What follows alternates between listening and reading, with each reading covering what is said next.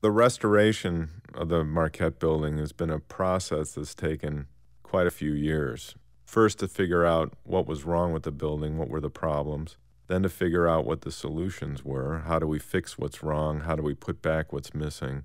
And then to actually make all the missing pieces that needed to be made, and then to actually install them on the building. This is a long process that takes longer than anybody and everybody would like, but nonetheless, if you really want to get it right, you have to take the time and do it in a very detailed way. When the cornice was removed, they basically rebuilt that whole wall, and they put in large windows. They weren't Chicago windows, they were just double-hung windows that ran around the thing to allow more light in there on that 17th floor. And then when we put the cornice back, we are, of course, limited to the aperture of the square opening that was the original window size.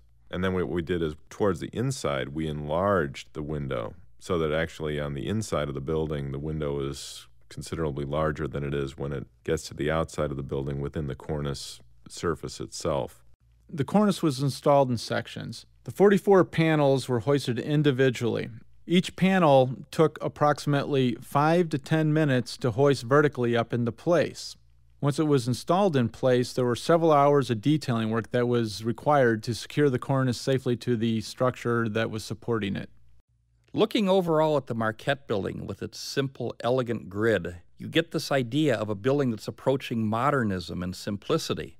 But when you start working on the restoration, you see that it's not all that simple. You get to learn all of the nuances of just how complicated these buildings were, that the terracotta blocks aren't all the same. Each little twist and turn and corner required a special piece to be made, all handmade, formed, sculpted, and fired.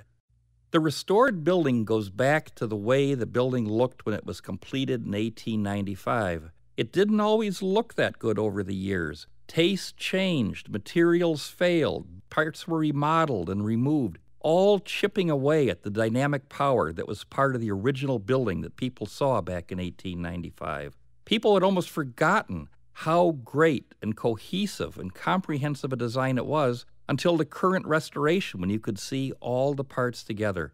In a classic Chicago skyscraper, all parts relate to the whole, and in its restored glory, you can really get the sense of what Chicago architecture is all about.